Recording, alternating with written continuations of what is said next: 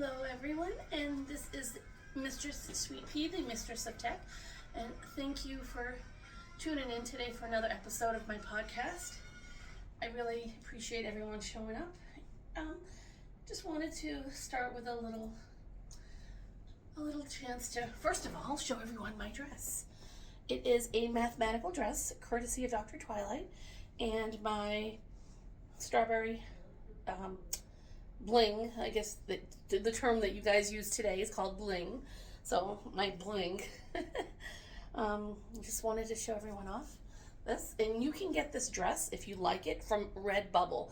Go to redbubble.com. They've got almost every size imaginable. You will love it. This is one of my favorites. I personally love it. And so all you females out there, check it out. Anyways, thank you for tuning in. Today we're going to talk about a topic that I would believe most people are familiar with, remote working, and the concept of the future of remote working. So, as you know, we're in 2026. Remote working now today is a term that people throw around all the time. Remote work is a normal part of life, and it's like that for many people. So, starting in 2026, starting this year, new technologies are making it easier for everyone, well, I should say almost everyone, to work from home. So, before we get started, let's all take a break, relax, get comfy, have your coffee and or breakfast or dinner, and then let's get started. So, what is the definition of remote working? So remote working is also known as remote work. It is a formal employment arrangement between an employer and employee that allows the employer or employee to work remotely from home. So instead of being in an office with other people, you designate a part of your home where you work, where you can set up your computers and all that such. Now, basically, there's a little more involved than just, it may sound easy the way I described it. Oh yeah, just set up my computer, work from home, and get to screw around or go do my dishes or go do my laundry. It's not so easy as you think. Well, just because you work remotely doesn't mean that your employer is not keeping track of your internet activity. They will track you, and they will find a way to make sure that you are working. Depending on the type of job, they will find out whether you're working or not. So just because it may sound nice and glamorous, there are caveats to that, to working from home. And I don't know, because in addition to my podcasting, I have a full-time remote job. I work from home Monday through Friday. I start the way my hours reflect as if I was going into the office, 8 to 5. And I get up like as if I get up, have breakfast, take a shower, and then I log in for the day. Just as if I was going into an office, but except I'm not driving anywhere. I'm just going into the next room and logging in and starting my day. So remote work basically is, it sounds easy. Again, it's not. It's not for everyone. And most positions don't make it easy for you to work from home. It depends on what career you're in or what job you're in. So the official definition by the U.S. government states that remote work is a flexible work arrangement where an employee, under a written agreement, regularly performs work at an alternate work site, such as your home, and is not expected to work at the employer's official office on a regular, reoccurring basis. So this, again, with my job, when I signed up with my job, full-time job, I'm under a written agreement, and I enjoyed it. I do like working from home, but I will admit there are times when I miss my coworkers. I love my job, and I love my employers. I love my coworkers. I miss not seeing them. I see them on Zoom, but it's not the same. It's not like I can just go say, hey, let's go out for some lunch. It's not like that. So it has its good and bad points, let's just say, which we will cover later in this podcast. So The core elements of remote work is the work is done away from the employer's official site or main workspace, as we've mentioned. The arrangement relies on technology to enable communication, coordination, and productivity. So if you're going to work remotely at home or at off-site, you need to make sure that you have the internet available to you. And depending on the nature of your job, you need to make sure that you have a static IP for protection purposes as well. Which static IP is a completely different ballgame, which we will cover in another podcast. Again, working from home, you also have other tools. You could depending on, again, not every employer can allow their employees to work from home, depending on the nature of the job. My job, luckily, allows me to work from home because I don't need to print out forms. I don't need to be in an environment, a work environment, where I need to physically be there. So everything is electronic, which is great. So going back on remote working, I should say, the first company that experimented with remote learning was back in the 1970s. It was started with IBM, according to my research. IBM started it. They started this back in the early 70s, and the goal was to make their employees work from home, but on a hybrid basis. Hybrid basis means that you work, let's say, Monday, Tuesday, Wednesday in the office, and Thursday, Friday you work from home. So hybrid is basically a little bit of in the office and out of the office, which some of my coworkers do at the moment. But the main goal at the time, back in the 70s, for remote learning was to reduce traffic, pollution, and the need for an employer to purchase or lease office space, pay the utilities, rent, and all the expenses that come along with it, only to have like 2 people there. Like my employer, we have less than 50. So it's, they've got a building, but they don't have a big building like a big company would. But that was the whole purpose of remote learning. And it is even true till today. There was a company in Boston I worked for, and I was a hybrid employee. I worked at home and then I worked in the office. And eventually everyone worked from home because the cost, which are high, especially in Boston, the costs are high to manage an office building, to lease an office space, pay for the lights, electricity, all of that, just to have like 2 people come in the office is a waste of money. So if you do the math and do the finance, it doesn't add up. It's more cost efficient and effective to have your employees work from home. So let's talk about the trend of remote working. So the trend started in the 70s, when the technology at the time, which was still coming out, allowed employees to access their mainframe computers from the office at home or by satellite. So as we fast forward to the 1990s and the 2000s, it basically it was a slow trend. So it was a slow trend of people starting to do the hybrid remote learning and the remote working, as well as, a little bit of remote working.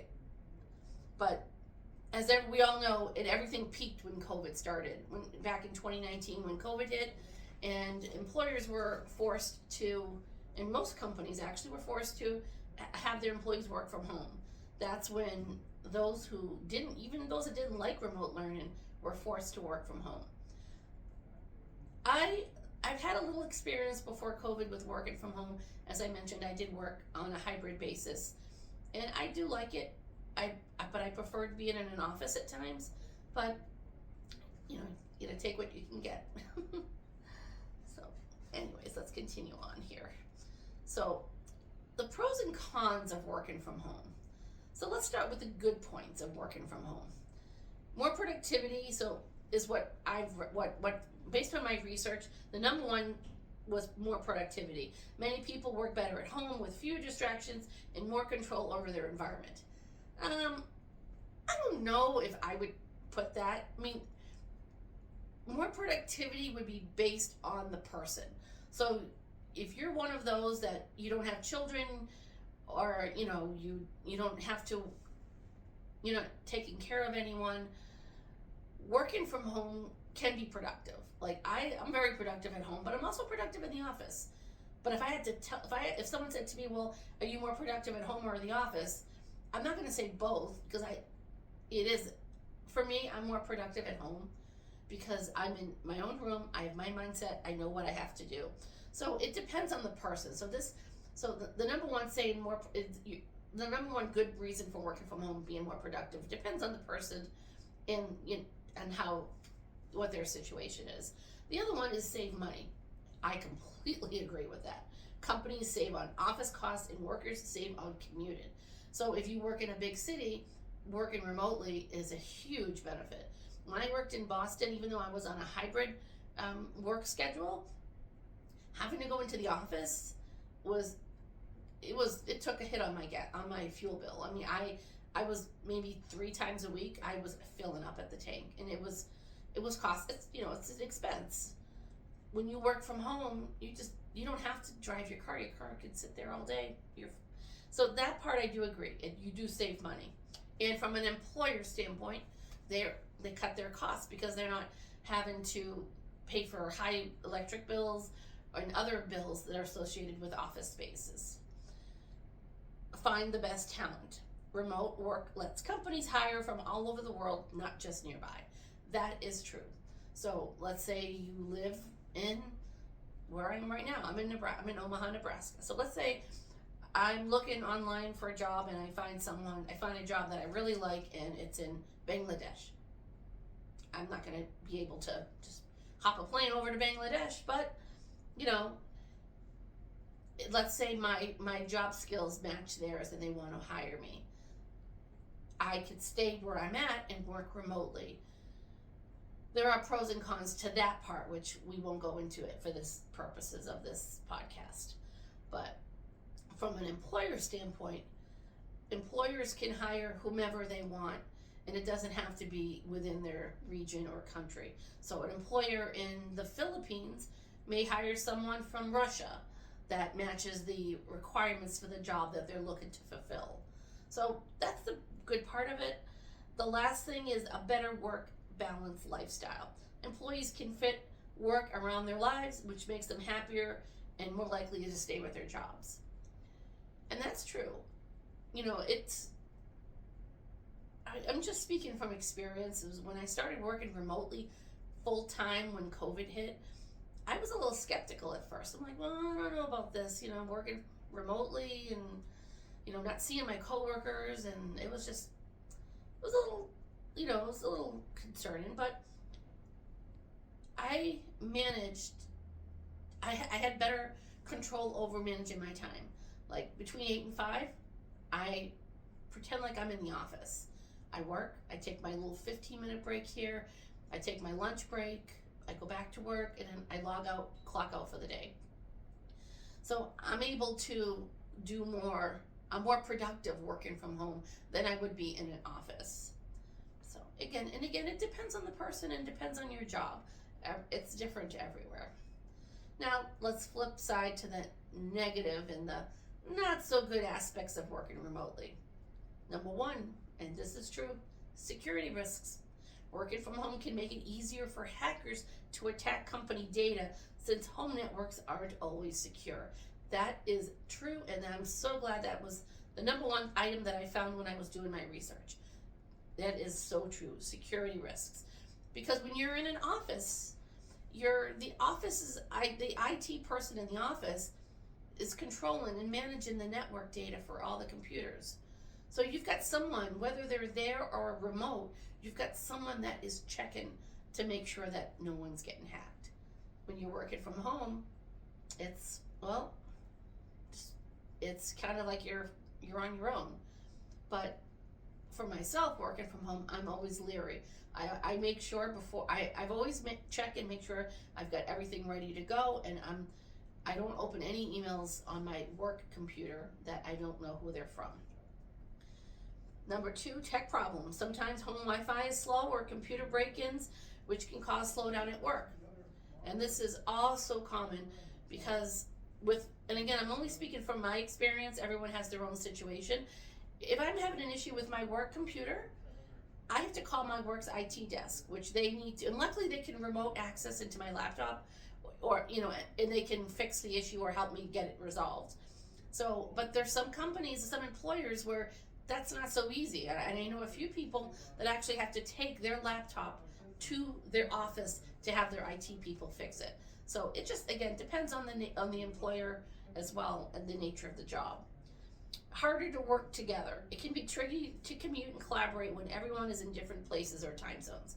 I disagree with that, because in my company we have our bi-weekly meetings, and while I'm the only one that lives further away from everyone else, and I am in a different time zone, there's no problem. It's just a matter of, that your employer's in the Eastern time zone, you make sure that you have everything in that designated time zone. So like every 2 weeks we have our 9:30 a.m. meeting. 9:30 a.m. Eastern. I'm Central. So for me it's 8:30. So I know when it's around 8:30 to make sure I got my Zoom call ready to go, and I'm on board and ready to check in and start the meeting. So I find that hard. I don't agree with that one. I didn't want to mention it, but I figured for the purposes of this podcast, I will put it out there, because there are other people out there that probably agree with that statement. Work-life blur. When your home is your office, it can be hard to turn off work and relax. Culprit right here, because when I log out at 5 p.m., there are times when I say to myself, oh my gosh, did that email go through, or did I forget to call someone? And I am very tempted to log in and check. And I will admit, in the beginning of my employment, I wanted to call in. I wanted to log in, I should say, and check. But then I trained myself. See, it depends. Some people don't really like their jobs. I love my full-time job. So I'm very tempted to log in. I don't have that temptation anymore. But it is hard, because it's like you're on work, you're at home, but your mentality is work mode from 8 to 5. At 5, I log off my computer, my work computer for the day, and it's tempting to want to log in later, but I don't do that anymore. I actually stopped doing that, and it's actually helped a lot. Now, let's go into some statistics of working remotely. So we're going to start from 2000 back up to current. So from between 2000 and 2015, very few people worked from home. According to my research, in the early 2000s, remote workers were rare. By 2015, between 5 and 7% of all work days in the US were done at home, which is about 1 in 20 work days. So most people still had to go to an office or a factory or store other than the workplace. So there were people it was just like the initial phase of it, because again, in the 90s we had AOL, we had technology that was starting, the internet.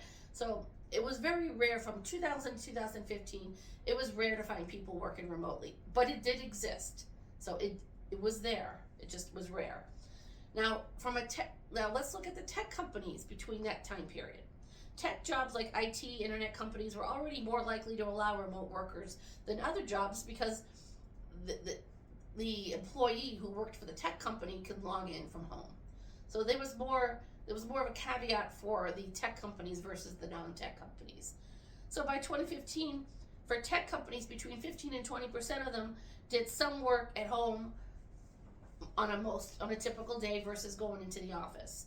But some of those employees were called into the office, because there are sometimes when you can't do something remotely, you have to go in and take care of the problem or the issue or whatever it was. So now from 2016 to 2019, we've seen a slow rise in most office and tech jobs. So basically, remote working grew slowly, but only in jobs that could be done on a computer, like office, IT, professional work. My job, I work on a computer. So for me, I have the ability to work remotely. I can work anywhere if I want. By 2019, 13% of employees worldwide worked mostly or fully from home, which is about 1 in 8 workers. Again, that was 2019, right? When COVID started. In the US, only about 5 to 7% of paid work days were done at home, which is still part of the small part of the workforce. For tech companies, tech was still ahead. Between that time period, between 2016 and 2019, between 30 and 35% of tech workers worked remotely from home. So we're seeing the numbers are starting to go up. Many tech companies already had flexible rules letting people work remotely.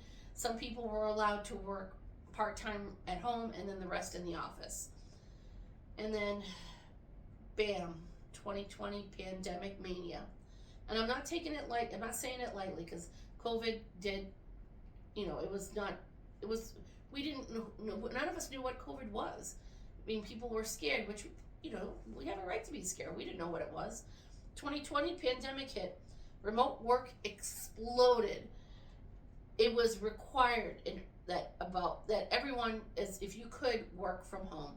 In early 2020, only 6% of the work days in the US were done at home. Only 6% in early 2020. But when the pandemic hit, okay, now remember, in early 2020, let's say January, February 2020, 6% of the people worked from home. By the time the pandemic hit, 60% were required to work from home. That's a huge jump. In May of 2020, 32.5% of the workforce were entirely working from home. But there are some jobs that, unfortunately, like restaurant workers, employees, they had to work in the restaurant. They had to go in. Tech companies, they shifted to complete remote when COVID hit. And in 2020, almost 70% of tech workers were fully from home, and many worked in a hybrid office. So again, hybrid meaning half at home and half at work. Half at home and half in the office. So fast forwarding to 2021 and 2022, remote workers stayed high. The numbers were still high, but they were slowly starting to come down because we had better control with COVID. People were vaccinated. Then the employers were starting to slowly tell employees, okay, let's start going back to the office now. So in 2022, 20% of employees worldwide worked mostly or fully from home, which is about 1 in 4 workers. But in the US, remote workers settled at around 22% of employees working at least part-time from home. Now switching to the tech still was high. The tech companies still allow their employees to work from home, but there are certain situations when an IT person had to go to the office because you have to actually be in front of the equipment to fix it or maintain it or whatever it is they have to do. So by the year 2023, 2024, remote work starts to stabilize. Remote work's starting to fall back. People are starting to go back into the office. 12% of workers worked remotely full-time at that time. Only 12% between 2023 and 2024. 28% worked in a hybrid environment. Tech companies, they still lead in remote work. In 2023, 67% of employees in tech companies still worked 100% remote at home. So, there were some other companies that did require a hybrid working situation. Some of them like Google, Meta, and Amazon. So now, currently, last year, 2025 and 2026, remote work is the norm. It has stopped growing, but if you were remotely and you've been remote for most years, most employers just tell their employees you can stay remotely. I was hired as a remote worker, so for me, that I can go within the United States and I can still maintain my job. So to put it,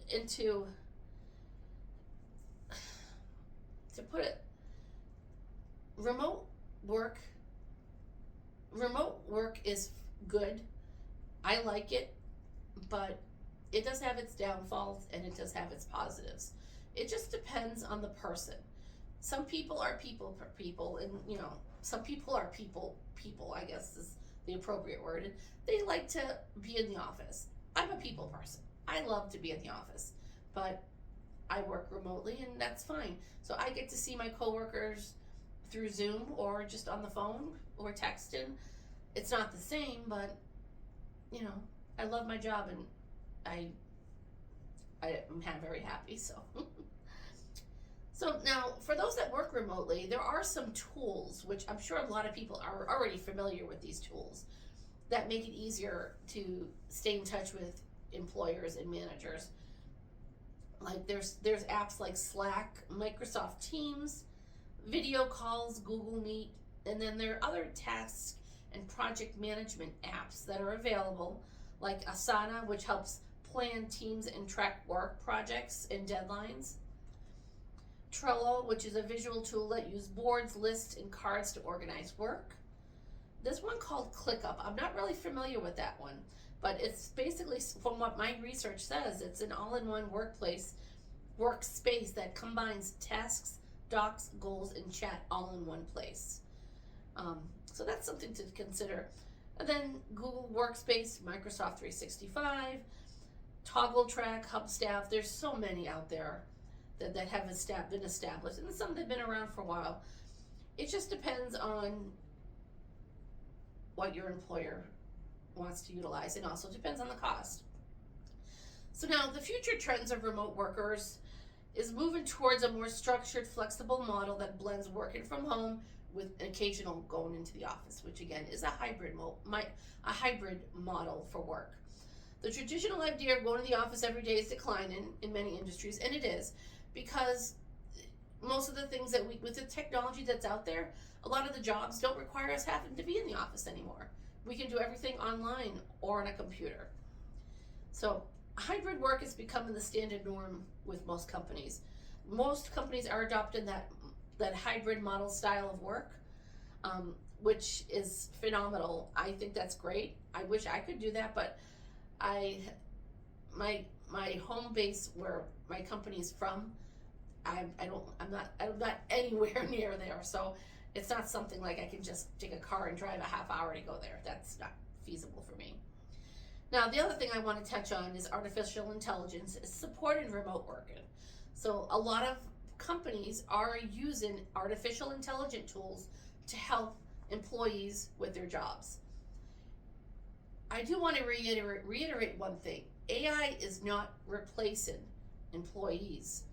Again, it depends on the company you work for. So I'm going to speak from my point of view, from where I'm working.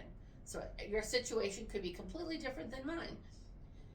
In my current job, we use tools that are AI generated, but they're tools that help us be productive. They're tools that help us with our job.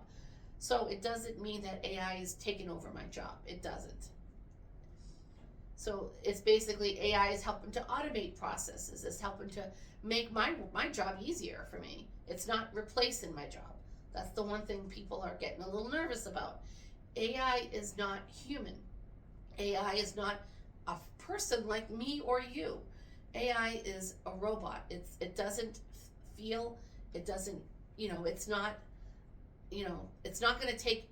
It may replace some jobs down the road. Yes, that's true. It may, but it's not going to replace everything. And even if it replaces your job, think about it. AI is not a human being. It's a robot. It's a mechanical thing. Someone has to go and take care of the AI device. Someone's going to maintain it, make sure it has its maintenance and everything. So that requires a human being to do that. So again, all is not lost. So the other trend is global hiring and location flexibility. Employers can hire anyone they want from all over the world, and they can, might be a job there might be a company in London that likes an employee that works in India because that person meets their qualifications. There you go. It's remote working, and the technology that's out there today is making it easier for employees to hire, and they don't have to stay within their country or within their location. They can go globally and find talent anywhere. And I like that because who knows, Someday I might be in another country. Anything's possible. So is the traditional office environment fading? I'm afraid to say it's slowly going to start fading. And it's, again, like everything, it's not overnight. It's going to eventually decline. Eventually, people are not going to be going into an office anymore.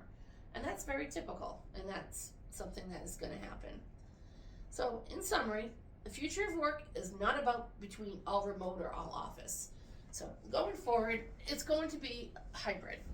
So, my suggestion to everyone is to don't get nervous, don't get scared. People, we're all in this together. Remote learning is here to stay. It's not going to go anywhere. And with the technology that's out there and the technology that's we're going to have going forward, it's going to make it easy. It's going to make it where we're not going to probably see traditional office spaces anymore. It's probably going to be taken over and converted to apartments or condos or townhouses. We don't know. I can't predict, and we can't predict what the future is going to be. But there is trends that traditional office, going into the office, is slowly going to start declining.